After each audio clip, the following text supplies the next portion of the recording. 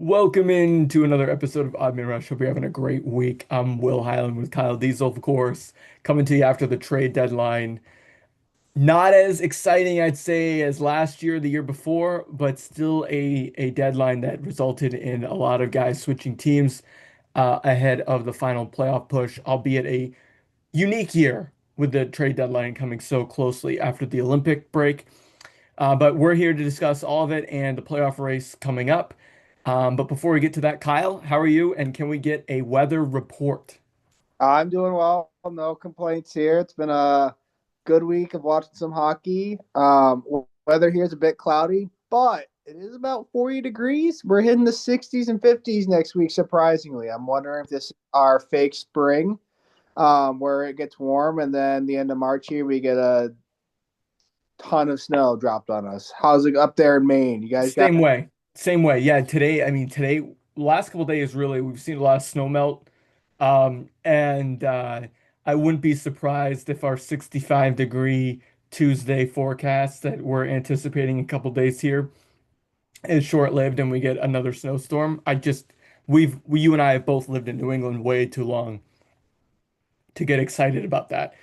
Think about those days we spent in New London, we get snow in April, and not just like a couple inches. We get like almost a foot in April. A couple times that happened. So I am not, I am not holding my breath. But the good news about this time of year is that spring is on the way, and one of the ways we know that is, of course, the advent of baseball and the playoffs in the NBA, but more importantly to us, and perhaps the NFL draft, but more importantly to us is the NHL playoff race and the NHL trade deadline. And Kyle, both of our teams had a little bit of a weird spot to be in. Um, the Devils, they have had a kind of an underperforming year. They can't really score. They're not getting the goaltending they thought they were going to get.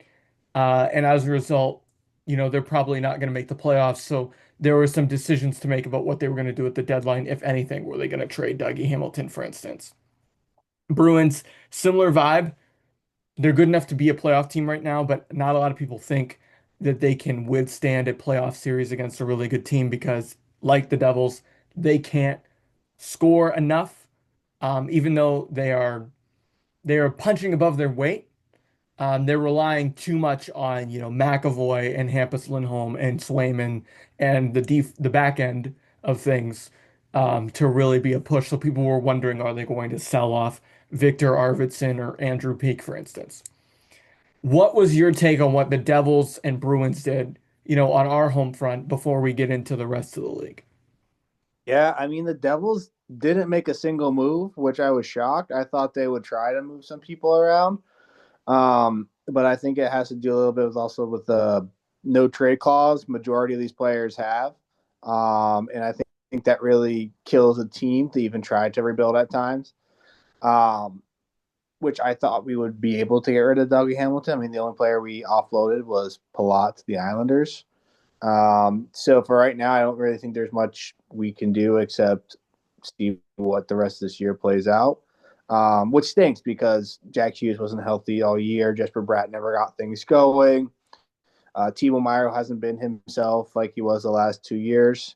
And goaltending, as you mentioned before, has not been what it should be as what we expect, which makes me wonder what the offseason is going to look like. I think it's just we cruise into the offseason here. Whatever happens, happens. And we are going to reload going to next year, whether that is trading away players to bring in younger assets to build around Jack Hughes, or if we're going to stick with the same squad.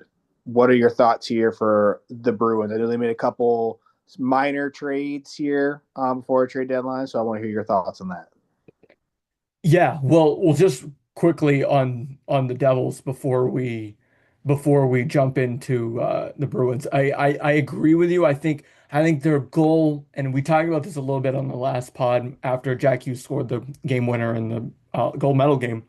I think going forward for the New Jersey Devils, they're trying to figure out what team they're going to be in 2027 or 2028. I think a couple years ago when they made the playoffs, um, and then I think last year when they squeaked in, or one of those other years, I think they were a little bit ahead of schedule. They traded for Timo Meyer at one point. They had traded for Tyler Toffoli. Like they were trying to get ahead of the train. At this point, I think they're in a really good spot with cap space. Maybe the Markstrom move will turn out to be a bad one. But I think they have the table set to become sort of like what we saw out of the Anaheim Ducks this year, right? A team that will eventually, be better than advertised. I think the Devils have sort of run into too high of expectations the last couple of years, and it's somewhat set them back. Now, as far as the Bruins are concerned, you're right. They made a couple minor moves. Lucas Reichel, I don't know a lot about him. They got him from the Canucks.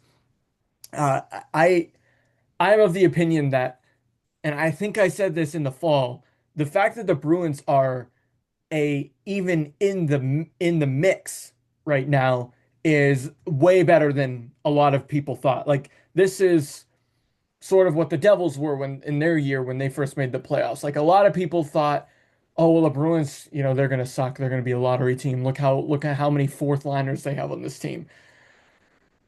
But I think the Bruins have earned their playoff spot that they have right now.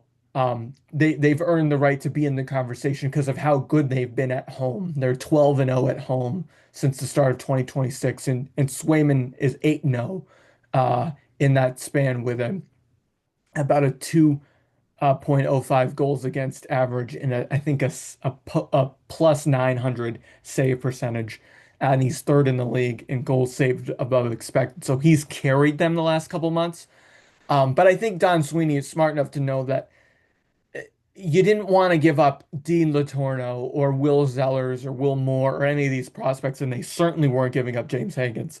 Um, and they have Toronto's first round pick, right? And Toronto, as long as it's sub five, or as long as it's better than five, Correct. well, they're going to have, and by better I mean, I guess better for the Leafs, but good, worse for the Bruins. Like the Bruins only get the pick if it's six or higher. Um, and with the way that Toronto was selling, trading, um, trading McCann and Lofton, uh, then I think the Bruins are like, hey, we're gonna hold on to that Toronto pick because if the lottery balls go the right way and that ends up being six or seven overall, they're drafting as good, if not better, than they drafted themselves last year when they were one of the worst teams in the league.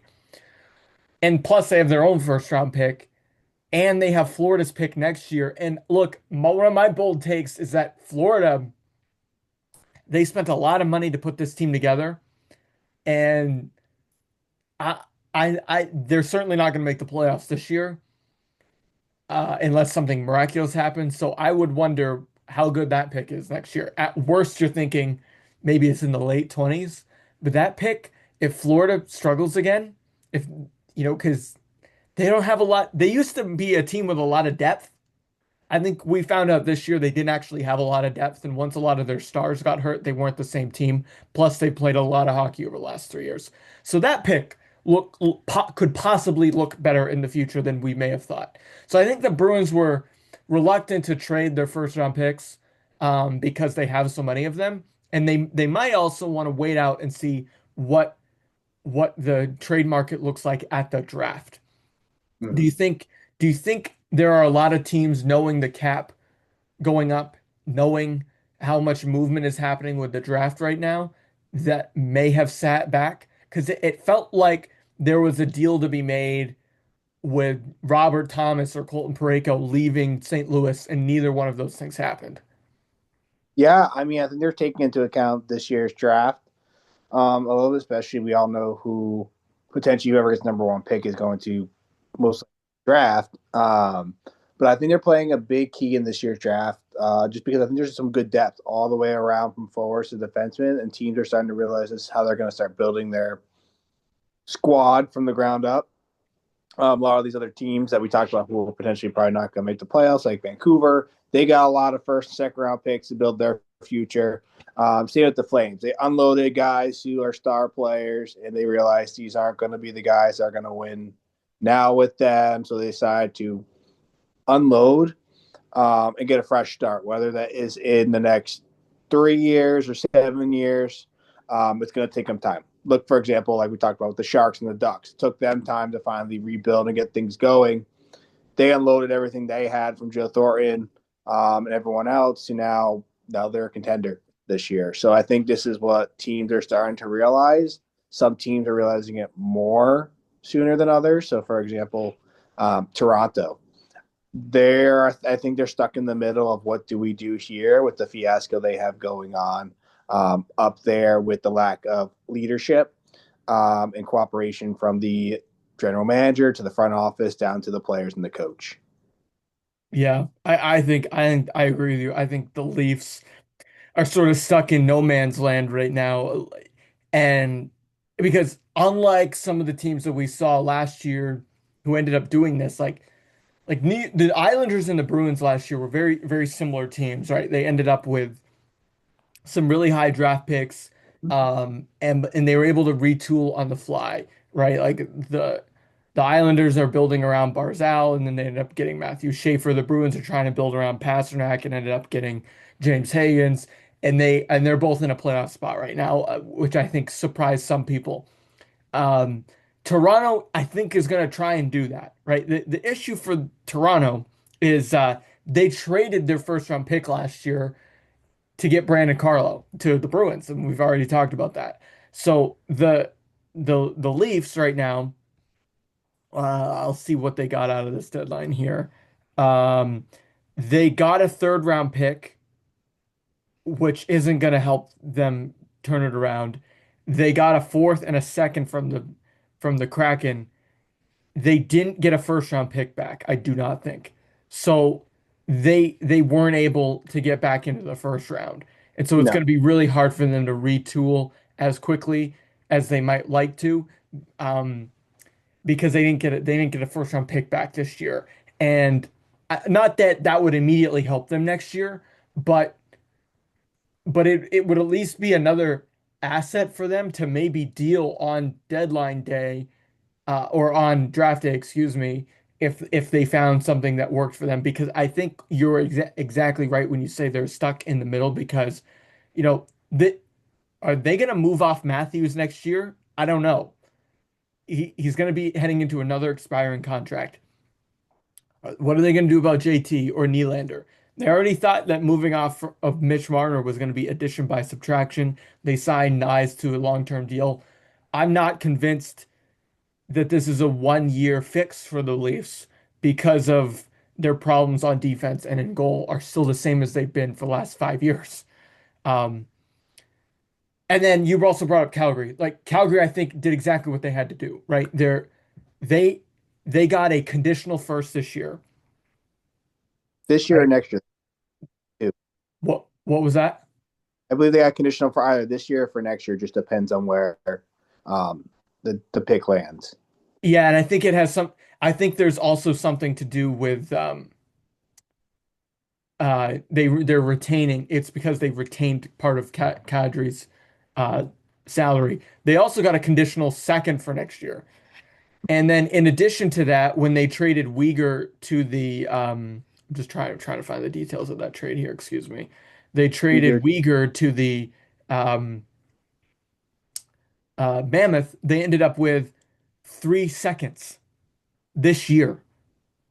Yep. Plus, I think they still have Florida's first from this year from the Kachuk trade. I think, if I'm not mistaken, I'm gonna look that up real quick. So, Yeah. um, like Calgary is an example of like, look, after they traded Kachuk and lost Gaudreau in free agency, you know, 3, 4 years ago, they were trying to make Huberdeau and Kadri and Uyghur be sort of like the next group to build around. Um, And the issue with that is they those guys just weren't the kind of players you build around in the Mm-hmm. 2020s anymore. Like, they're all kind of past their prime. or at least Huberto and Uyghur, not Hubert, Huberto and Kadri were. Still serviceable top six players, but they're not. They weren't Kachuk and Gaudreau, so they're finally doing the right thing. Yeah, they have Vegas's first rounder this year. I'm sorry, I believe that came from the Hannafin trade last year. Yep. Um, and then they have their own first round pick, and then they have four second round picks, their own plus the three I just mentioned, and then they have two thirds. And then next year, I what does next year look like? Next year they have another first rounder from Vegas that must have come from Rasmus Anderson trade, and then they've got their second that they just got from Colorado, and as well as their own. So like they are stockpiling picks the same way that the Mammoth did. And I guess that's another good team to talk to. The Mammoth, ever since they were the Coyotes, have stockpiled picks, and we're finally starting to see a little bit of it because they were able to get some good players out of those picks as well. Like they traded for Uyghur that we just talked about, and they find themselves in a playoff spot. How confident are you that the Mammoth are actually building something sustainable? I think it's scary. I mean, I think it's good for them to trade. I mean, get rid of those second round picks is fine by them because they've got a good young core. I don't think people realize how good this core is, from Keaton Cleller to Cooley. Um, it's just a team that's starting to really find its mojo, and I think this move to Utah is also a momentum builder. I don't think they're going to make a huge playoff push, but just for them to make the playoffs, what we talked about before, we thought they were slowly on the rise, and hitting this stride right now isn't important. So I think for them just to get rid of picks now is totally okay. Even for the future, I still think if they're able to get another key guy to put down there, that'd be great. I think if they're able to find a goaltender here in the offseason, and potentially maybe one more center for the third line, I think they're going to be a team to worry about here going into next season. I think so too. I just pulled up their team, just because I wanted, as you were talking, I wanted to make sure I was familiar with the bottom half of their roster. Obviously, the top of the roster, Genther, Keller, Paterka, Kraus, um, Logan Cooley, who you mentioned. They also now on the back end, they've got Sergachev and Uyghur. Yep. I mean, that's a that's a starting lineup that is good enough to be a playoff team. Obviously, they're in the hunt right now, but going forward, I think for that organization that was just in the dump in Arizona to rediscover themselves in Salt Lake City, excuse me, has been kind of fun to watch from afar. And so I'm rooting for them. I think that I think they're a good story in the league. Because a lot of people are treating them like the Knights or the Kraken in recent years, but they're not. I mean, they were a team that existed before that had to sort of get over that. The problem for them is I don't know what happened to me. You're Like, back. Good to see you again. what happened? Did I turn into Austin Matthews or something? And Although we can't say that he did captain the gold medal team. We got to find a new. what do you mean? Did you hear the latest insight on what's going on in Toronto? No, but before you tell me, can you tell me where I was when I disappeared when I got traded? Doing research on the Utah's line, talking about how they're potentially building something there, and then it just went all staticky. Oh, you missed all of that? I Oh, did. I just ran through their lineup basically, and I said that it's good for the league for them to be a new team. Oh, Not a new team, but like because they existed before. They're not like the Kraken and the Knights were. yeah. But I just said it's good for them and it's good for the league to have a new city that's successful. But then I said that the problem is they play in the Central Division, which is a buzzsaw.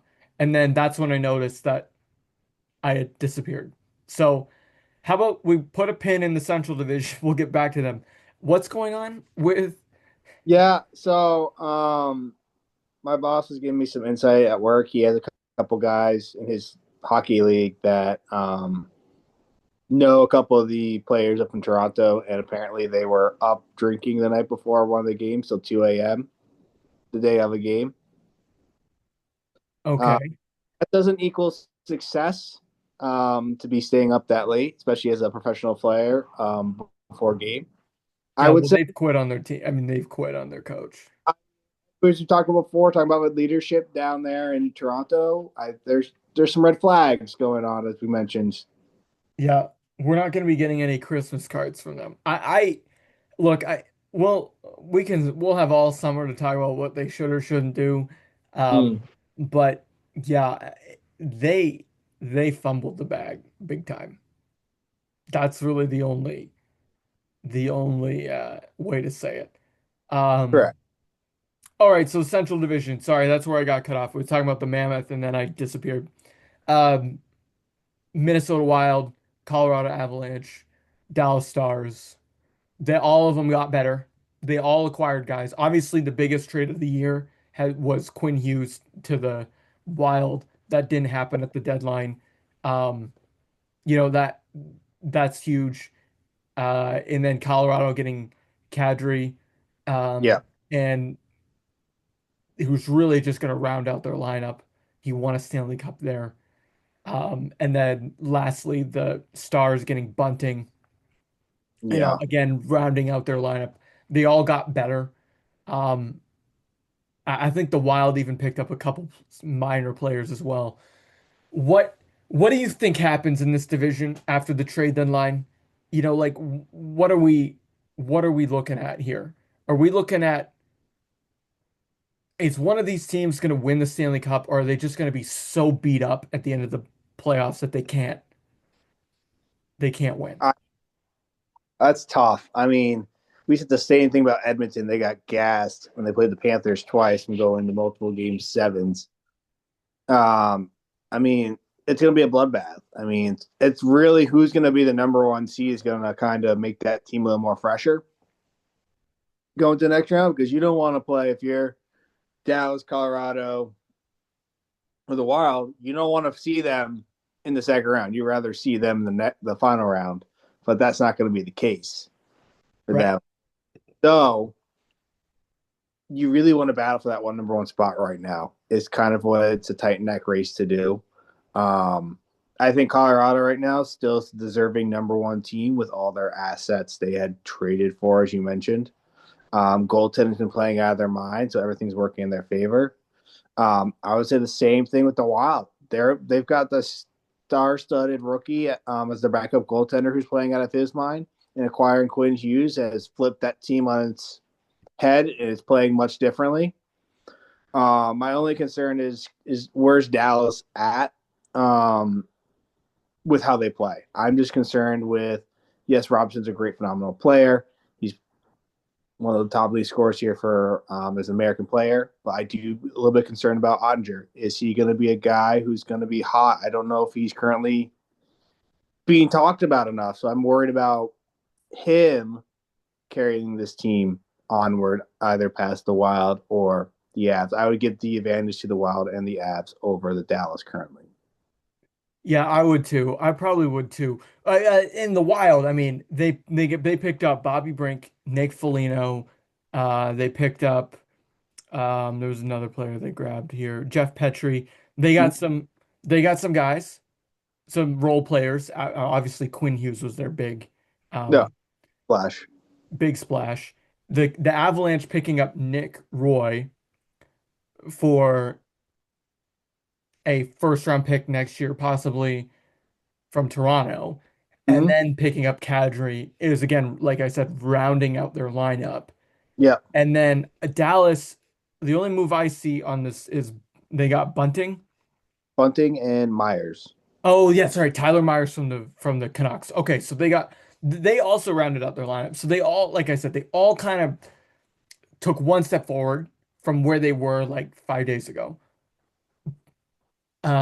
But like we talked about, the wild whoever gets to play the wild card team, which is going to be significantly less uh competition than if you were playing the 2-3, that's going to be a huge advantage.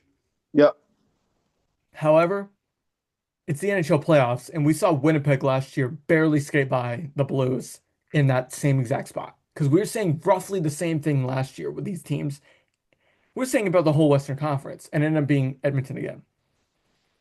So, you really can't predict it, but that's how I look at it. But before there's a ton of trades that happen in the Eastern Conference. We focused a lot on like Utah and Calgary and, the Central Division. But before we move over to the East completely, other than talking about Toronto, uh, I want to mention what we were talking about before we started recording, Kyle, which is the standings right now. I think a lot of people don't know. We know because we follow and understand, but I think a lot of casual NHL fans might miss the fact that Mhm. right now Edmonton is third in the Pacific. Yep. They only have a 2-point lead on the Sharks and a 4-point lead on the Kings and a 1-point lead on the Kraken, all in their division. In their division. But if they get bumped out of their division by one of those teams, they would currently only have a 1-point lead as the second wild card. Yep. And every team that I just mentioned has games in hand on them. So the Oilers, we talked about the Panthers a few minutes ago not making the playoffs. The Oilers could be out of the playoffs. In this entire division would not even be an Eastern Conference playoff team because the Pacific Division is hanging around by a thread. Anaheim got better by adding John Carlson. The Knights got better by adding Rasmus Anderson about a month ago. The Mammoth we talked about. Kraken added Bobby McMahon. Yep. The Kings added um, Panarin. Panarin, right? So like they are all kind of getting better. And I don't know, did Edmonton make a trade that was I can't think, did they acquire anybody that was worth talking Uh, about? it traded and received Dickinson and Jari from the Penguins there a while ago. But I don't think there, as you mentioned, not many impact players. They did Uh, get Connor Murphy from the Blackhawks, but yeah, that's not going to move the needle for me. no, So that's concerning. Are you still there? I'm still here. Okay. That's just concerning if you're Edmonton and everyone else around you got better and the math isn't in your favor. No, That's concerning. I mean, as you mentioned before, they signed all these guys to huge contracts. Don't have room to make it. They thought Jari was going to be the difference maker. It looks like they were completely wrong. Yeah, they've hung up. They actually during the Olympics fired a coach or something, not Yeah, their head coach, but an assistant coach. Um, yeah, it's interesting to say the least. I don't know what to make of all of that. Um, so that's something to think about with the Western Conference is um, they they gave up Mangiapane and a conditional first to get Dickinson and Colton Dock, which mm-hmm. you brought up. But beyond that, they didn't do much of anything. No. And that's concerning if you're an Oiler fan and you were hoping that you're going to have another crack at it. Because even if you get out of your division, which is, as we pointed out, weaker, your first round matchup right now would be against the Knights. I think the Knights are significantly better. They added Nick Dowd, they added uh, Rasmus Anderson, Yep. and they just have a better all around lineup right now. Um, so that's how I see it. And then Anaheim, they're the darlings right now. But as we pointed out, as we've been talking about the West, the Pacific Division would not none of those teams would be a playoff team in the East, and that's because the East is so darn competitive. Unfortunately for you, as we mentioned, the Devils are out of things. But how do you see this wild card race wrapping up in the Eastern Conference, considering all the factors? The fact that New York Islanders got better, the fact that Pittsburgh's been dealing with the Crosby injury, the fact that Buffalo's been surging. The Blue Jackets have been trying to hang around. Like, what is your assessment of how the Eastern Conference playoffs look right now? It's interesting. I mean, I think we can say as of right now, the three teams that probably have a secured spot would be Tampa, Carolina, and Buffalo. I don't think we'd ever say Buffalo would be securing a spot, but I think the way they've just been playing, they just can't be beat. Um, right now, they are tied with Tampa, but Tampa's got 2 games ahead of them for the number one spot in the Atlantic.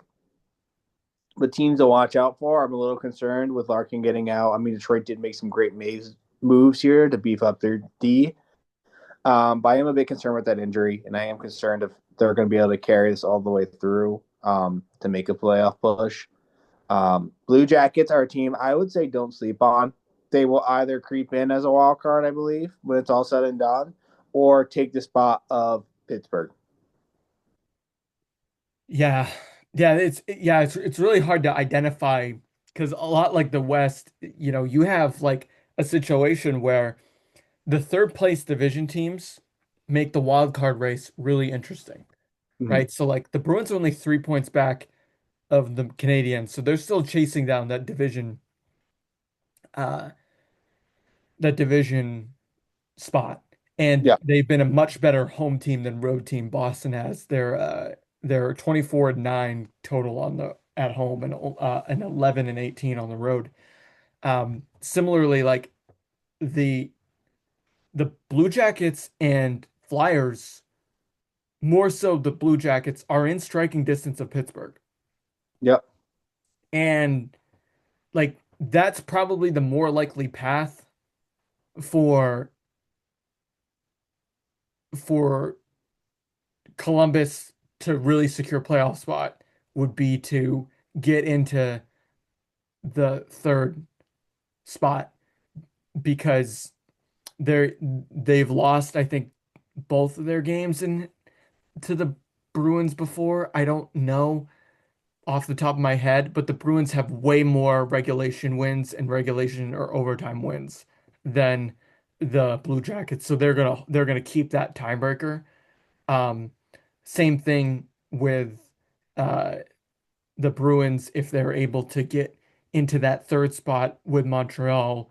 They yep. have four more regulation wins than Montreal, so they would hold that tiebreaker too. So I think for Columbus, their best route would actually be to get in through their own division rather than the wild card, because all these Atlantic Division teams, even the Senators who are still sort of hanging on, are chasing down Montreal because Montreal has not been as good in the second half as they were right around the holidays.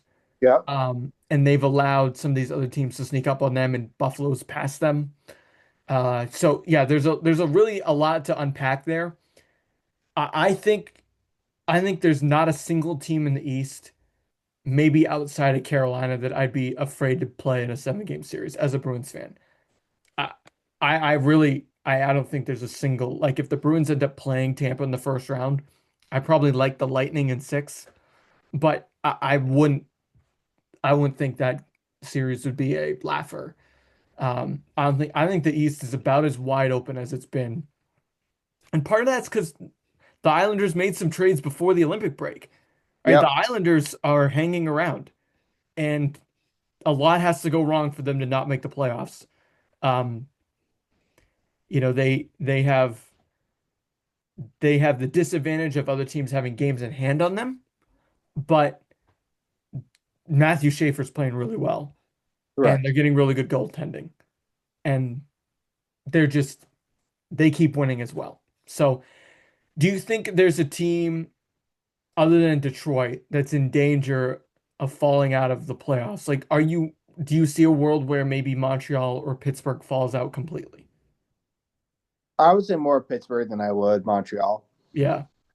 Just because Montreal, I think, is just a better rounded team. They're much younger versus Pittsburgh. Yes, they have some young talent up there, but they're playing with a game Malkin on that team. They're playing with the Sidney Crosby, playing with the Carlson guys who are way out of their prime.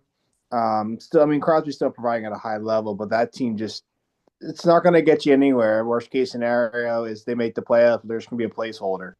Um, Not to be mean, but I think the Islanders, I think, would sweep them in five. Uh, Uh, I just don't know, actually. As you were talking, I thought about that. Like, if they end up drawing New York Islanders, like if they stay at that three spot and nothing else changes, which is a very likely scenario, actually. As much as I said it's likely that Columbus could get into that mix, correct. um, I think it's also likely that it stays put. I mean, the Penguins are playing the Bruins right now, um, and we'll see how that game turns out. But yeah, like I don't know, New York and Pittsburgh.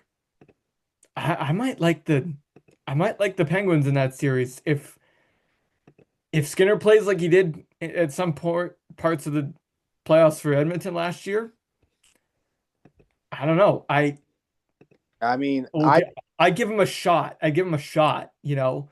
Um, I think the more interesting 2-3 matchup, if it stays put right now, would be Buffalo hosting Montreal, because that's an old school, 90s, 80s NHL rivalry right there. a team that has 1 year playoff experience to a team that's ending their drought after what 15 Right. play. Um, Two teams that were in the basement of the division for so long. I just think if that's the case in the matchup, I think Buffalo pulls that off. I think they win in six. They're just riding this high. This team just has something, a fire underneath their ass, and I think they're just pulling things together. Um, Everything's coming together at the right time. Right. So They played exceptionally well. We were talking about them moving the team in November. That's how bad it looked again for them. Um, but I'm pulling up their schedule now. Do you know that they have lost just two regulation games since January 20th? wow, did not know That's that. with obviously with the long Olympic break. And I'm Correct. looking since January 4th, they have only lost two games by more than a goal. Yeah, it's it's crazy how they And again we before that, sorry to cut you off. That loss on January 3rd to the Blue Jackets. Before that, they hadn't lost since December 8th at Calgary. is They had this a all just fired their general manager? say that Oh, again, sorry. they fired their general manager or their someone I know they fired before all. Buffalo? Yes, I don't know. I don't remember. It's been such a long season. yeah, I I don't believe they remember. fired, and this is the reason why they kind of got things rolling, which is weird. That is strange. The hard thing for Buffalo that will go against them in this home stretch is they do have two big road trips. They're Mm, going out west to play Vegas, San Jose, the Kings, and Anaheim. Those are four teams battling for the playoffs right now. They're going to play all four on the road.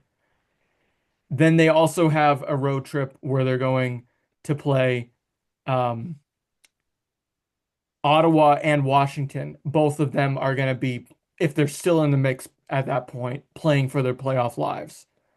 yeah, Um, so they're going to play some desperate teams down the stretch. And, they still get some division opponents. They have to play Detroit and Boston on yeah. back-to-back games in a couple weeks. So they have their work cut out for them. They're also playing the Lightning tonight. Um, but but I think Buffalo, they've been a good story, right? They've been a good story. Every year it seems like we have that in the league. So we have it right now with the Mammoth out west, and now we have it with the Sabres. So the only other trade that was big that we didn't talk about was Justin Falk. You mentioned it a little bit. The Detroit Red Wings getting some help on defense. They're going to need it. They are clinging. They are clinging to that number one wild card right now. The Bruins are only 2 points back with a game in hand. Um, and the Bruins have more regulation wins, so they would hold the tiebreaker as well. So yeah, hard to see Detroit. Detroit's another one of these teams where when we were kids, Kyle, they were so good, and they just haven't made the playoffs in so long. So, They get um, up we've seen them have some highs and then they've hit their lows at the wrong time. Right. Right. Um, I think my only other thought on the East is that uh Carolina, like, they got to do it this year. If the Panthers aren't in it, this is their only time. Yeah, like I'm looking at their road. Okay, so let's pretend nothing else changes. Boston, they played Boston in the first round. Okay, I like the Hurricanes probably at 5 or 6, unfortunately. Um, Then you play either the Islanders or Pittsburgh. I would like the Carolina over either one of those. yeah, agreed. And then let's say you end up with the Lightning. Let's just for the sake of that discussion. I don't know. I feel like I'll go with another Florida team. I actually kind of like the Lightning in that series because I think they've got better goaltending You know, and better. I think they're going to be tougher. But the problem is they will have probably had to beat Detroit, which I think will be a tough series for them. And then they probably would have had to beat Montreal or Buffalo, who are coming off this high of winning their first round in a while. So that could be hard. But I don't know. I think I said at the beginning of the year, I thought the Lightning were going to have a good season. I picked them to make the cup. You did. Um, So I probably have to stick with them. But yeah, Carolina, they have to get it done. They went out and they spent a boatload of money on Ehlers. They've taken some big swings. Mikko Rantanen didn't work out. Rod Brindamore is constantly lauded as one of the best coaches in the league. They have got to get it done. I don't know how many more years we're gonna have to just keep making excuses if they don't get there. Yeah, I don't know, man. Like I'm gonna pull up their lineup just to see because in the past, Diesel, they've just been so deep that you're like, how are they not doing better? I mean, I mean, Florida just had better depth. yeah, like they've got Ehlers playing on their third line right now. I mean, really. They've got old friend Taylor Hall. Now, I really would like to see Taylor Hall win a cup. I think he's probably if you say top 10 player all time that hasn't won a cup, he's in the conversation. Um, I think, or at least of the modern players. And then their back end is really good. I mean, I rather, Jacob Slavin. yeah, I mean, what they're who's their goalie right now? I forget who's been playing. Has it been Bussy? Yeah, yeah, Bussy's been playing Freddie Anderson. Gosh, they've got Gostisbehere hurt. Yeah, I mean, I think they've got to make a push to win a cup this year. They have to. How many? I mean, they've got the cap space. yeah, but do they have enough to get it? If they do make it onward, do they have enough to beat whoever comes out of the West? That's a great question because they have the cap space to get better in the offseason if they have to, but how many, like you said, how many times are going to take a crack at it? I mean, the West, if a central team comes out of the West, then that team is going to be broken. Yeah, Um, but again, if you ask me Minnesota Wild versus Carolina Hurricanes in Stanley Cup, I like the Wild. yeah, I'll If you take the, told if you told me Canes versus Stars in the Cup, I like the Stars. yeah, You told me Canes Avs Battle of the Natural Disasters. I like the Avalanche. In the Pacific Division, Canes and Ducks would be fun. I think is that a rematch of 2006 Stanley Cup final? I think so. I think it'd be fun. That Yeah, would be, I'd probably take Canes in that Stanley Cup, obviously. I But yeah, I think it'd be good to see Tampa versus the Avs. I think that'd be a fun matchup to watch. right, and we saw that in 2022, and it was a really good Stanley Cup final. Um, yeah, I think if you were asking me as a fan, like, okay, as a Bruins fan, the Stanley Cup I would want at this moment, just Mhm. because, it's fun to talk about. Uh, I think Bruins Oilers would be incredibly fun. Um, I just would love that. I would love that. Bruins and Wild would be fun as well. Um, but I think as a neutral fan, like if you told me it was going to be like Lightning and Stars, which is what I picked, like I would like that because that's sort of a team, two Southern teams that would just really piss people off. You know, like I just think that would be a fun Stanley Cup though, with some really top heavy teams, some really good goalies. Um, Talking about weird. What if it's the Wild versus the Canes?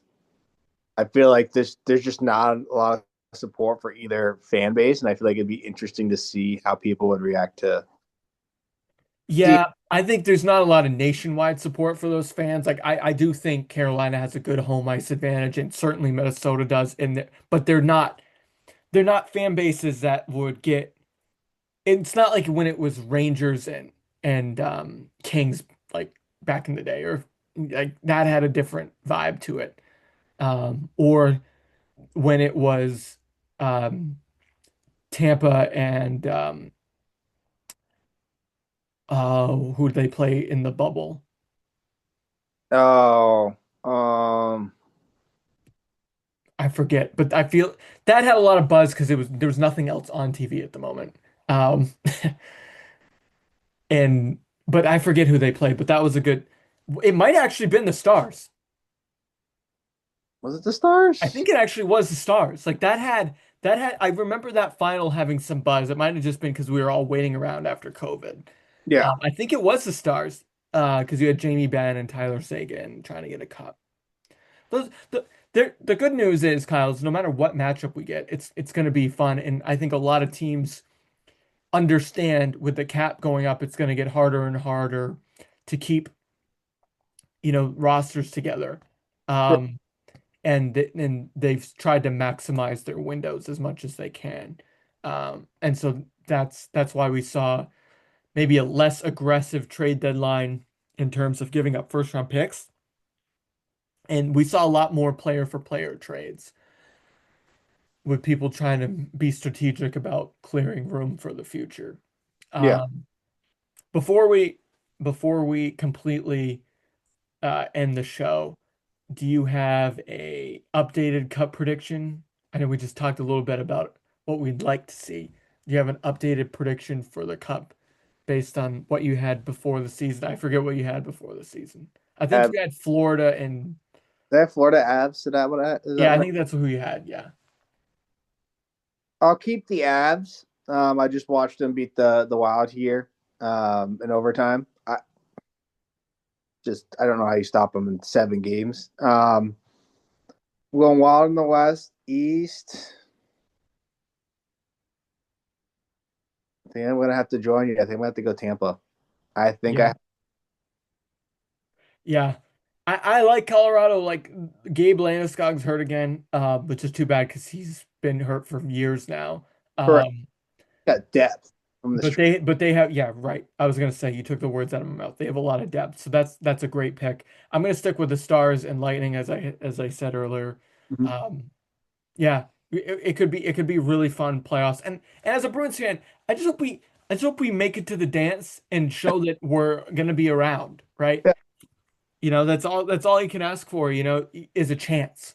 It's winning the Stanley Cup. It's so hard. I mean, if Uh, you make offs and you still get the Maple Leafs pick, I think it's a win-win in your book. definitely. If they get the eighth overall pick, I don't care if they lose in the first round because I really don't.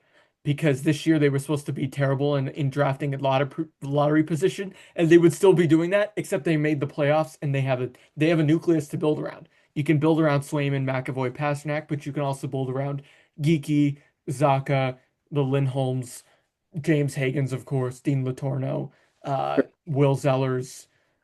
They have got Mason Lohrei. They have a lot of players they can build around, so that would be exciting. If it makes you feel better, the Bruins have your favorite goaltender in that. Jonas Corposalo. They do. Well, he has to play today because Swayman played last night.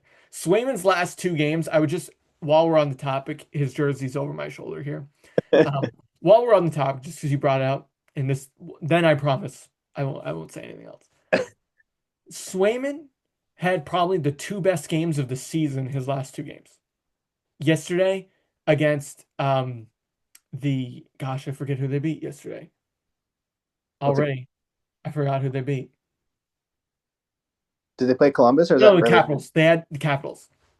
They beat Capitals yesterday and they had to beat the Capitals because the Capitals are chasing them down. One of his best games of the year.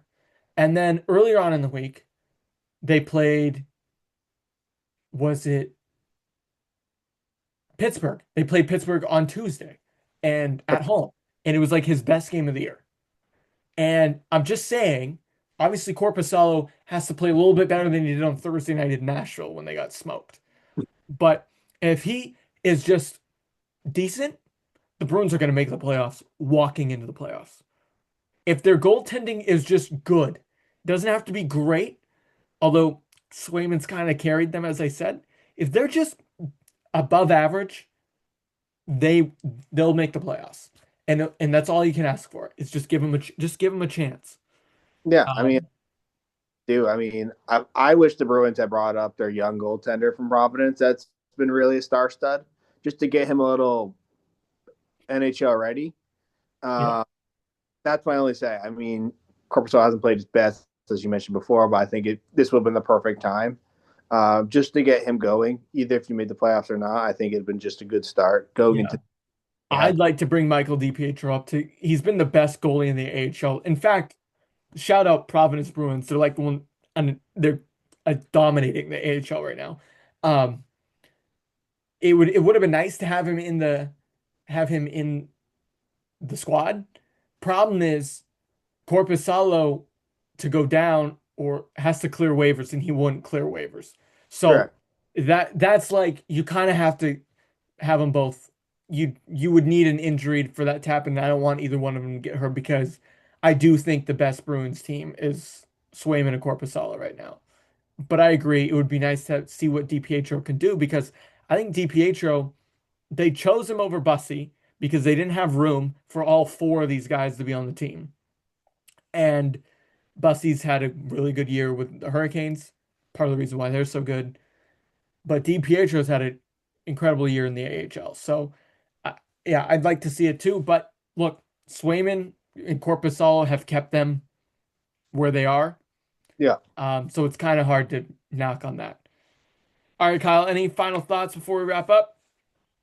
Final thoughts are the Edmonton Oilers are not going to be in the playoffs this year. They are going to be knocked out or be taken out by the Kraken and by the Sharks. So So that would leave the Montreal Canadiens as the only only Canadians Canadian team. make it. And that's not even a given right now. Wow. Yep. Because you're gonna have no Leafs, no Flames, no Canucks, no Senators possibly, although they still have an outside shot, and no Jets for sure. So yeah, And if that would be tough. they don't make it, I do believe Connor McDavid will be looking for a trade. Oh man, we're saving all our bold takes for the end. Well, yeah, that would be wild. That would be wild to have Matthews and McDavid talked about in trades in the same offseason. Wow. All right, saving the heat. It's okay.